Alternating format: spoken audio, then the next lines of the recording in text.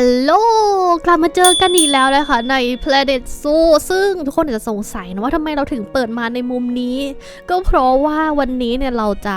ละทิ้งสวนสัตว์นี้แล้วนะคะเพราะว่าอยากที่จะแบบสร้างไปด้วยแล้วก็แบบกดเพลย์ไปด้วยเพื่อดูพฤติกรรมน้องๆนะคะเพราะว่าช่วงหลังๆเนี่ยเราไม่ได้ดูพฤติกรรมน้องๆเลยเนาะเพราะฉะนั้นเราคงจะต้องไปเริ่มกันที่สวนสัตว์ใหม่แล้วค่ะต้องบอกลาสวนสัตว์นี้เก็บไว้ก่อนนะไว้ในความทรงจำเนาะว่าเราเข้ามาโอ้โหตั้งแต่แพนด้าแดงตรงนี้ใช่ป่ะแล้วก็แบบโอ้โหมาเรื่อยๆแคสโซวัลลี่ทั้งแบบน้องหมีน้องนาคโอ้โหน้องลิงเยอะมากเลยนะสวนสัตว์นี้คือตอนแรกกะว่าจะเลี้ยงสัตว์ไม่ได้เยอะขนาดนี้นะคะสำหรับสวนสัตว์นี้แต่ว่าก็ตามนั้นแหละเดี๋ยวเราไปดูสวนสัตว์ใหม่ของเราดีกว่านะคะว่าจะเป็นยังไงกันต่อไปเลยในสวนสัตว์ใหม่ของเรานะคะครั้งนี้นะคะจะเล่นเป็นโหมด Creative เลยเนาะก็คือเล่นในโหมด Sandbox ก็คือไม่จำกัดบัดเจ็ตไม่จำกัดจำนวนเงินที่จะใช้นะคะแล้วก็มาดูกันดีกว่าวันนี้เนี่ยเราจะเลี้ยงน้องอะไรกันเนื่องจากว่าก่อนหน้านี้นะคะเราได้เคยเลี้ยงน้องปิกมี่ฮิปโปโปเทมัสเรียบร้อยแล้วนะคะวันนี้เราก็จะมาเลี้ยงฮิปโปโปเทมัสขนาดปกติแทนนะคะซึ่งน้องใช้พื้นที่ค่อนข้างจะเยอะมากเลยนะคือแบบถ้าสมมติแค่2ตัวเงี้ยพื้นที่ที่แบบน้องอยู่ในน้ำก็ต้องการ 2,000 กว่านะคะแล้วก็พื้นที่บนบกก็ต้องการอีก 2,000 กว่าซึ่งเป็นพื้นที่ที่ค่อนข้างจะกว้างเลยนะสำหรับการเปิดสวนสัตว์ใหม่แล้วก็แบบกรงแรกเป็นกรงน้องตัวใหญ่ขนาดนี้นะคะถ้าเทียบกับน้องปิกมี่เนี่ยปิกมี่ฮิปโปที่เคยทำไปแล้วนะใครที่ยังไม่ดูก็สามารถกลับไปดูได้เนาะก็น้องปิกมี่เนี่ยใช้พื้นที่น่าจะเป็นแบบครึ่งหนึ่งของฮิปโปขนาดปกติเลยนะคะแล้วก็ขนาดฝูงน้องเนี่ยจะไม่ได้ต้องการเยอะเท่ากับฮิปโปขนาดปกติด้วยเนาะมาเดี๋ยวเรามาเริ่มกันเลยดีกว่านะคะเมื่อกี้ก็ได้ทำการวางร้านค้า Information 2 ร้านไปคร่าวๆนะคะแล้วก็เป็นโซนสตาฟคร่าวๆไปเรียบร้อยเนาะเดินเข้ามาเนี่ยก็จะเป็นวงเวียนตรงกลางนะคะแล้วก็เดินมาทางซ้ายก็จะเป็นกรงสัตว์ชนิดแรกของสวนสัตว์ใหม่ของเราซึ่งก็คือน้อง Hippopotamus นั่นเองนะคะเนื่องจากว่าน้องต้องการพื้นที่น้ำแล้วก็พื้นที่บนบกค่อนข้างเยอะนะคะเดี๋ยวเราจะลองวางแบเรียร์คร่าวๆแล้วก็ดูก่อนเนาะว่าพื้นที่น้ำเนี่ยมันพอหรือเปล่านะคะเพราะว่าคิดว่าพอเราได้ทำการพาน้องมาแล้วหรือว่าวางน้ำลงไปแล้วเนี่ยน่าจะไม่ได้ทำการขยายเพิ่มเลยนะคะเพราะฉะนั้นก็จะพยายามเผื่อพื้นที่ให้ได้มากที่สุดเนาะสำหรับฮิปโปโปเทมัสขนาดใหญ่ของเราขนาดปกตินะตรงนี้นะคะเราก็จะทำเป็นทางสโลปขึ้นมาสักนิดนึงเผื่อที่คนที่จะเดินมาตรงบริเวณนี้จะได้มองเห็นน้องนะคะแต่ว่าคิดว่าน่าจะได้เปลี่ยนนะคะก็คือเปลี่ยนเป็นทางเดินแบบทางเดียวเขาเรียกอะไรอะแค่ตรงกลางอย่างเดียวเนาะแล้วก็เมื่อกี้เราจะทำเป็นทางเดินใต้น้ำด้วยนะคะก็อยากให้ทุกคนสามารถมองเห็นน้องแบบเดินเล่นใต้น้ำได้ด้วยนะคะก็คือไอทางเดินข้างล่างนี่คือกว่าจะทำได้ก็หาวิธีนานอยู่นะหาใน YouTube นี่แหละแบบคือทำเท่าไหร่ก็ไม่ได้แต่สุดท้ายมันก็สำเร็จแล้วเดี๋ยวเราจะพาน้องๆมาลงที่กรงคร่าวๆก่อนเลยนะคะเพราะว่าเราจะได้ดูว่าพื้นที่น้ำกับพื้นที่บนบกของน้องเนี่ยมันพอหรือเปล่าเพราะว่าถ้าสมมติเราเริ่มทำการตกแต่งเมื่อไหร่เราจะไม่สามารถขยายกรงได้อีกแล้วนะคะเพราะว่าฉันไม่คิดว่าจะขยายกรงเพิ่มอีกแล้วถ้าสมมติแบบพื้นที่มันพอดีก็แบบพยายามตกแต่งให้มันพอดีเท่าที่มีนะคะอุ้ยตัวใหญ่มากคือเอาจริงๆน้องฮิปโปขนาดปกติน่ากลัวมากเลยนะคะเพราะว่าน้องเนี่ยว่ายน้ำเร็วมากแล้วก็วิ่งค่อนข้างที่จะเร็วแล้วก็แบบดูปากน้องอันตรายมากเลยนะคือแบบงับเดียวคือกระดูกเรียบร้อยดูเหมือนว่าเราจะต้องไปปรับพื้นที่น้ำใหม่นะคะเพราะว่าพื้นที่น้ำทำไมมันมีแค่นี้เองอาจจะเป็นเพราะว่าน่าจะเป็นเคสเดียวกันกับปิกมี่เลยนะคะปิกมี่พิปโปแคะของเราเนี่ยเนาะที่ก่อนหน้านี้แบบเหมือนกับว่าพอขาน้องมันไม่ถึงพื้นน้ำเนี่ยน้องก็ไม่สามารถที่จะว่ายน้ำตรงบริเวณนั้นได้นะคะเพราะฉะนั้นเดี๋ยวต้องไปปรับความ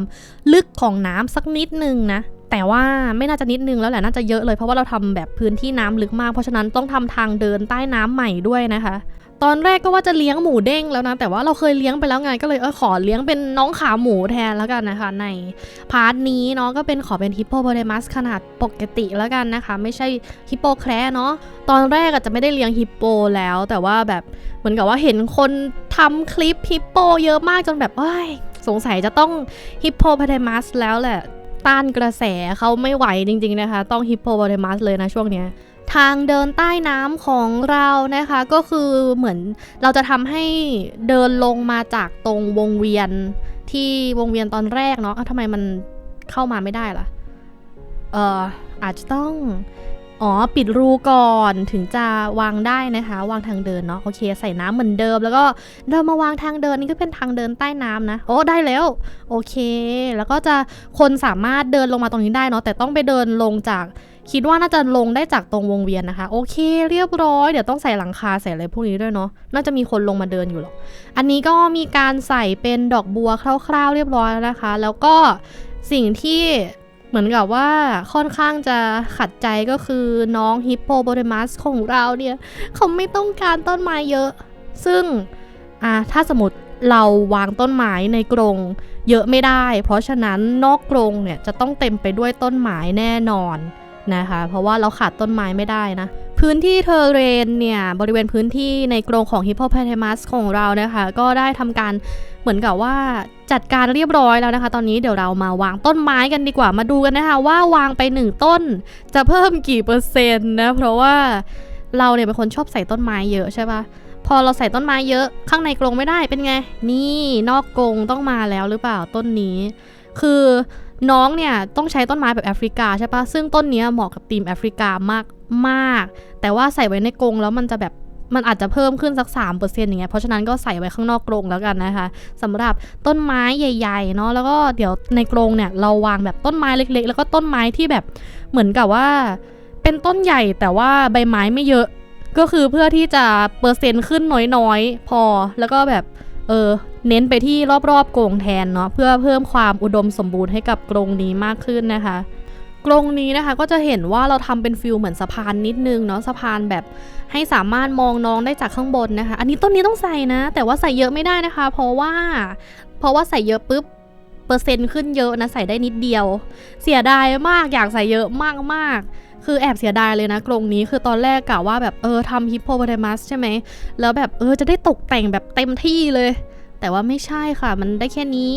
เพราะว่าน้องไม่ต้องการต้นไม้เยอะเจ็บปวดสุดๆเลยอะไม่คิดว่าน้องจะต้องการต้นไม้น้อยขนาดนี้นะคะแล้วคือตอนนี้กลายเป็นว่าดูพื้นที่น้ำในกรงเนี้ยมันดูเยอะมากเลยใช่ปะแต่ที่จริงคือแบบมันพื้นคือถ้าแบบพื้นที่ที่วัดมามันขนาดเท่ากันกับพื้นที่ดินที่อยู่ในบริเวณกรงนี้เลยนะเดี๋ยวเราจะทำการเพิ่มต้นไม้ตรงบริเวณสะพานด้วยนะคะเพื่อเพิ่มความเป็นธรรมชาติให้กับโซนบริเวณนี้มากขึ้นนิดนึงเนาะแล้วก็ตรงบริเวณขอบกรงเนี่ยอาจจะต้องไปใส่เขาเรียกอะไรนะใส่หินเพื่อเก็บขอบนิดนึงนะคะเพราะว่าพอเห็นเป็นพื้นดินอย่างนี้แล้วรู้สึกว่ามันค่อนข้างที่จะโล่งไปนิดนึงนะนี่ตอนนี้ก็ทำการเพิ่มต้นไม้แล้วนะคะเนื่องจากว่าเพิ่มข้างในไม่ได้ก็เติมข้างนอกซะเลยนะพวกต้นใหญ่ๆนะแล้วก็เดี๋ยวอาจจะต้องมีแบบพวกต้นไม้โหลดต่ำเขาเรียกว่าต้นไม้โหลดต่ำปะที่แบบเหมือนกับว่าคือต้นไม้ที่แบบต้นขึ้นมานิดเดียวแล้วก็แบบใบไม้ใหญ่ๆเลยอะไรเงี้ยเพื่อปิดไม่ให้มองเห็นเป็นพื้นที่โล่งๆมากนักนะคะเพื่อที่จะทำให้ตรงบริเวณนี้ดูทึบดูอุดมสมบูรณ์มากยิ่งขึ้นใส่ต้นไม้ตรงสะพานแล้วสวยเนาะสำหรับฮิปโปโปเตมัสขนาดปกตินะคะเราไม่ต้องทำการวิจัยเลยเนาะเพราะว่าที่จริงเคยแอบเลี้ยงมาแล้วนะคะแต่ว่าตอนนั้นน่าจะยังไม่ได้อัดเกมลงมั้งก็เลยเคยมีข้อมูลการวิจัยสำหรับน้องฮิปโปโปเตมัสเรียบร้อยแล้วนะคะนี้เราก็จะเพิ่มหินเพื่อความเนียนสำหรับโซนฮิปโปโปเตมัสมากยิ่งขึ้นนะคะแล้วก็อีกอย่างหนึ่งคือเพิ่งสังเกตนะว่า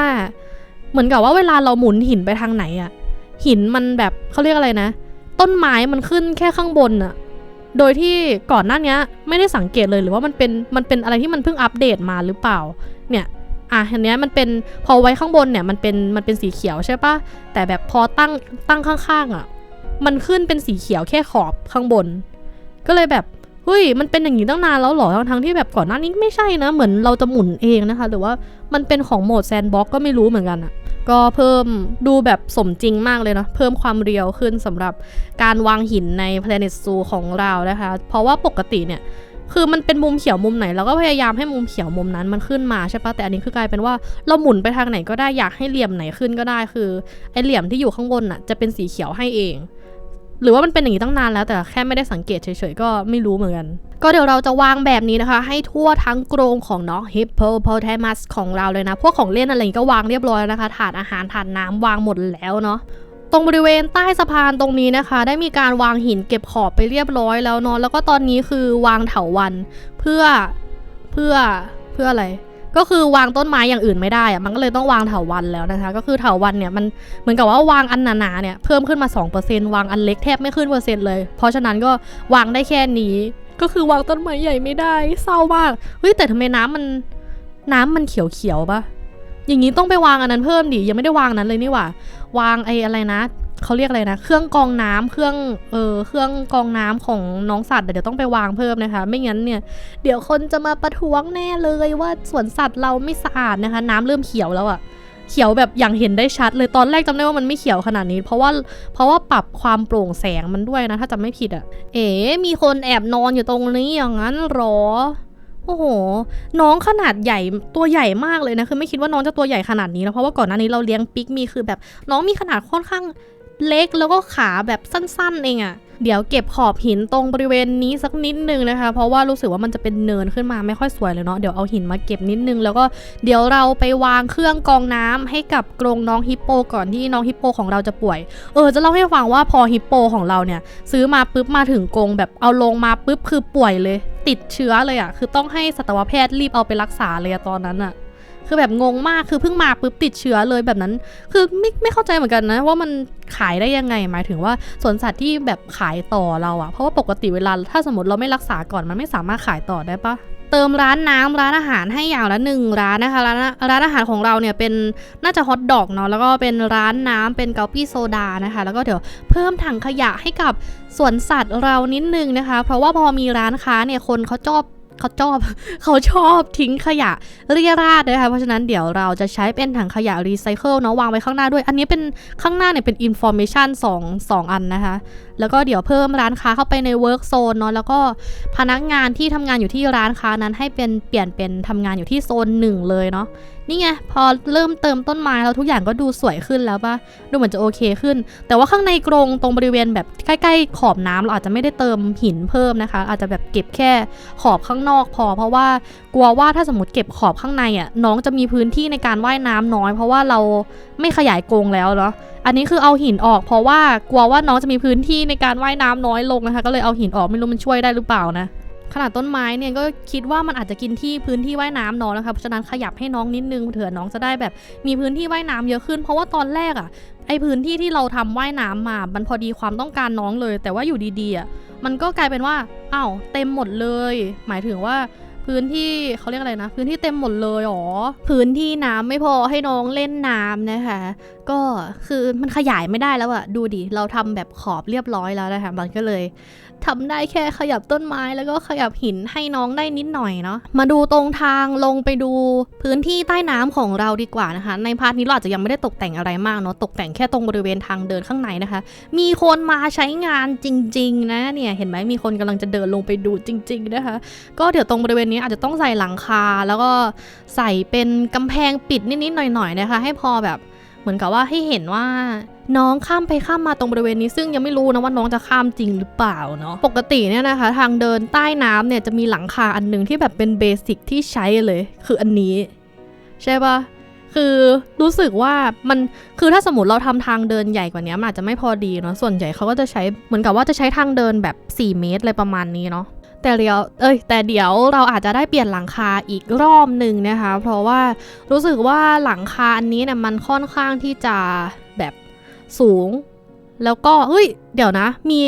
คนออกจากกรงทั้งที่แบบอยู่มาตั้งนานแล้วไม่มีใครออกจากกรงเลยอันนี้คือพยายามให้มันตรงที่สุดนะกำแพงแต่มันไม่ตรงเพราะว่าเราไม่ได้แบบวางถนนเป็นเส้นเดียวเนาะ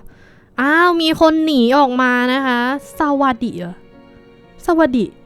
เดี๋ยวนะตอนแรกไม่มีสวั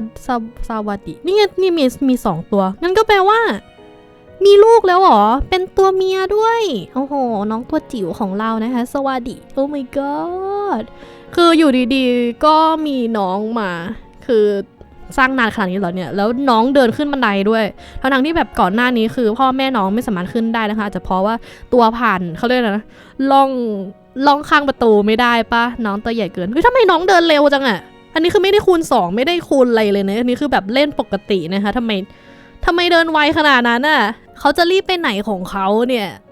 งงเลยอยู่ดีๆก็แบบเหมือนโดนจับได้นะว่าหนีออกไปข้างนอกเนี่ยก็เลยแบบจะวิ่งหนีอะไรประมาณนี้เดินไวเกินคือน้องดูไม่เหมือนเด็กเลยอะ คือถ้าเทียบกับปิกมี่ฮิปโปโปเทมัสที่แบบเราเคยเลี้ยงใช่ปะน้องจะมีความแบบขาสั้นๆหน้าเล็กๆแบบหน้าแบบโค้งๆแต่ว่าอันนี้คือแบบเหมือนฮิปโป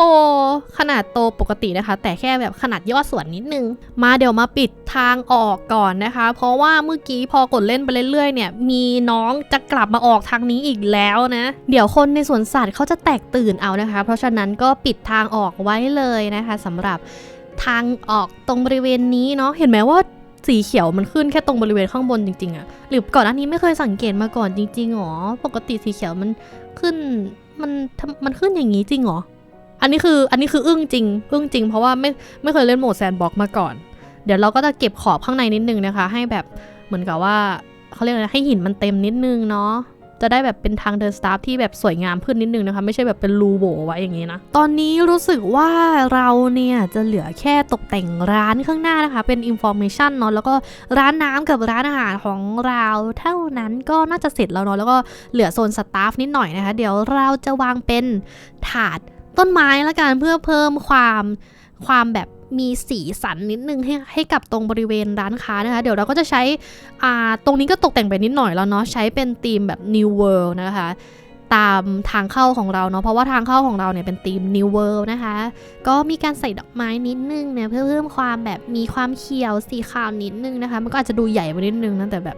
มันก็ได้อยู่นะสำหรับต้นนี้ตรงนี้เนี่ยบริเวณร้าน Information ของเรานะคะก็จะมีโต๊ะให้นั่งอยู่2ที่เนาะก็คือเป็นตรงกลางโต๊ะหนึ่งแล้วก็ตรงทางซ้ายโต๊ะหนึ่งนะคะแล้วก็ตรงฝั่งขวาเนี่ยตอนแรกว่าจะทำเป็นโต๊ะนะแต่ว่ามันอยู่ใกล้ตรงทางเข้าสตาฟเกินไปนะคะก็เลยจะเปลี่ยนเป็นฟีลแบบสวนดอกไม้นิดนึงนะคะแล้วค่อยเอาดอกไม้เดียวกันชนิดเดียวกันเนาะมาใส่ตรงบริเวณนี้นะคะก็มันก็จะดูแบบเขาเรียกอะไรนะโมเดิร์นปะมันโมเดิร์นอยู่นะก็โมเดิร์นอยู่เพราะว่าเราใช้ธีมเป็น New World ใช่ปะก็พยายามที่จะให้มันโมเดิร์นที่สุดเท่าที่จะทำได้นะคะแล้วก็หลังคาก็ใช้เป็นแบบกระจกเนาะแล้วก็เปลี่ยนจากสีขาวเนี่ยเป็นสีแดงเนาะสำหรับขอบหลังคานะคะส่วนบริเวณหลังคาข้างบนเนาะข้างใต้หลังคาเราก็จะใส่เป็นพวกแบบดอกไม้ก้อนหินใบไม้อะไรแบบนี้เหมือนกันกับตอนที่เราทำสวนสัตว์ที่อะไรนะที่มีสกังค์กับแรคคูนเลยเนาะเพราะว่าใช้เป็นธีมคล้ายๆกันนะคะก็คือใช้เป็นธีม New World เหมือนกันเนาะแล้วก็หลังคาลองใส่เป็นหลังคาอื่นแล้วอะรู้สึกว่ามันไม่สวยนะคะสุดท้ายก็เลยต้องใส่เป็นหลังคากระจกแบบนี้เนาะโอเคอันนี้ก็เติมดอกไม้นิดหน่อยนะคะเพิ่มความสดใสให้กับตรงโซนต้นไม้ของเรานิดนึงเนาะเป็นแบบสวนหย่อมเล็กๆนะคะสำหรับคนที่มาซื้อข้อมูล information หูฟังให้ความรู้เกี่ยวกับสวนสัตว์ของเราเนาะร้านน้ำกับร้านอาหารนะคะเราก็จะใช้แบบธีมเดียวกันเลยเนาะก็คือเป็นแบบกำแพงธีม New World นะแล้วก็หลังคาก็ใช้เหมือนกันนะคะก็คือเป็นหลังคาที่เป็นกระจกแล้วก็เราก็ได้ทำการใส่แบบเป็นเขาเรียกอะไรนะหลังคาต้นไม้เหรอมันเป็นแบบแผงต้นไม้อะไว้ข้างบนเรียบร้อยแล้วนะคะแล้วก็ไอ้ตรงเขาเรียกว่าอะไรวะกรอบข้างหน้าเนี่ยใช้เป็นธีมออสเตรเลียนะถ้าจำไม่ผิดเนาะแล้วก็เดี๋ยววางป้ายสักนิดนึงเป็นกาลปี้โซดานะคะแล้วก็ร้านข้างๆก็จะเป็นฮอทดอกเนาะ2ร้านแล้วก็เดี๋ยวเราต้องใส่อันนี้ด้วยนะกะว่าจะใส่แบบเขาเรียกอะไรวะคอนเดนเซอร์ปะคอนเดนเซอร์ตู้แอร์อยู่ข้างหลังตรงนี้นิดนึงนะคะแบบติดแอร์ให้นิดนึงนะสำหรับตรงบริเวณนี้นะคะแล้วก็ใส่หน้าต่างให้ด้วยเพื่อความสมจริงซึ่งปกติไม่ค่อยใส่นะไอ้พวกตู้แอร์อะไรแบบเนี้ยเพราะว่าใส่หลังคาแล้วก็คือจบเลยนะแต่คือเหมือนกับว่าพอเราทำเป็นสะพานเนี่ยมันเดินเข้าไปแล้วเดินออกมามันสามารถมองเห็นข้างหลังของตัว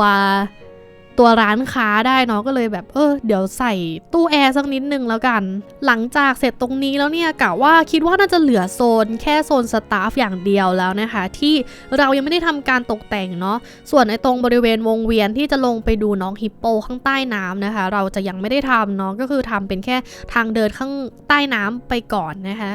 แล้วก็นี่ไงข้างหลังคือไม่หมายถึงว่าตรงโซนสตาฟเรายังไม่ได้ทำเนาะเหลือแค่ตกแต่งโซนสตาฟก็น่าจะเสร็จเรียบร้อยแล้วนะสำหรับทุกโซนในวันนี้นะคะนี่ไงป้ายฮอตดอกน่ารักปะกระจิ๋วหลิวน่ารักนะผ่านมาจนถึงตอนนี้ก็ทุกคนก็จะสังเกตเห็นนะคะว่าข้างนอกกรงของน้องฮิปโปเนี่ยต้นไม้เยอะมากแต่ว่าข้างในกรงเนี่ยแทบจะไม่มีต้นไม้เลยนะคะเพราะว่าคือตอนเนี้ยไอ้หลอดเขาเรียกอะไรนะหลอดต้นไม้ของน้องฮิปโปโปเตมัสของเราเนี่ยนะคะมันแบบปิ่มหลอดแล้วอะแบบอีกนิดเดียวอะจะแบบ จะเลยความต้องการของน้องนะคะไม่งั้นมีคนมาประท้วงแน่เลยนี่ติดตู้แอร์ให้สักนิดนึงนะคะสำหรับร้านค้าก็ติดให้ทั้ง2ที่เลยเนาะทั้ง information แล้วก็พวกร้านน้ำร้านอาหารเลยนะเสร็จเรียบร้อยแล้วนะคะสำหรับกรงฮิปโปโปเทมัสของเรานะคะเป็นฮิปโปขนาดปกติเนาะก็แบบเป็นสะพานข้ามไปดูสามารถดูน้องฮิปโปได้จากบนสะพานเลยนะคะข้างหน้าก็จะเป็นร้านเกาปี้แล้วก็มีฮอทดอกเนาะแต่ว่าทางเข้าสวนสัตว์ของเราเนี่ยก็จะมี information อยู่2ร้านนะคะมาในทีม New World เนาะอันนี้นี่ไงโซนสตาฟเสร็จแล้วเป็นไงก็ได้อยู่นะโซนสตาฟเนี่ยแล้วก็มีฮิปโปโปเทมัสของเรานะคะมีพ่อ1แม่1แล้วก็ตอนนี้มีเจ้าตัวจิ๋ว1ตัวนะคะแล้วก็นี้เป็นทางใต้น้ำของเรานะคะก็คือใช้เป็นกำแพง New World เนาะแล้วก็เอาหินมาปิดข้างบนแล้วก็หลังคาเนี่ยเปลี่ยนจากไอ้อันหลังคาโค้งๆเป็นหลังคากระจกแบบเหลี่ยมแทนนะคะตอนนี้ก็จะสังเกตเห็นได้ว่าน้ำเนี่ยใสเรียบร้อยนะคะเพราะว่าเราใส่เครื่องกรองน้ำเรียบร้อยแล้วเนาะข้างในก็มีต้นไม้นิดๆหน่อยๆนะส่วนใหญ่ต้นไม้จะไปกองอยู่บนสะพานนะคะเพราะว่าสะพานเนี่ยเหมือนจะนับหลักนับเปอร์เซ็นต์นิดๆหน่อยๆเนาะก็พอวางได้บ้างอยู่นะคะแต่ว่าต้นไม้ข้างในส่วนใหญ่จะมีแต่ต้นเล็กข้างนอกเนี่ยจะเป็นต้นใหญ่เนาะนี่น้องฮิปโปคุณน่าจะเป็นคุณแม่หรือเปล่าแล้วก็น้องฮิปโปตัวเล็กของเรานะคะเป็นยังไงกันบ้างสำหรับฮิปโปโปเทมัสในคลิปนี้นะคะก็อดไม่ไหวจริงๆจะต้องเลี้ยงฮิปโปให้ได้นะก็สำหรับใครที่ชอบคลิปนี้ก็อย่าลืมกดไลค์กดแชร์แล้วก็ Subscribe เป็นกำลังใจให้กันด้วยนะคะแล้วเจอกันใหม่ใน Planet Zoo พาร์ทหน้าสำหรับวันนี้ก็ต้องขอตัวลาไปก่อนบ๊ายบายครับทุกคน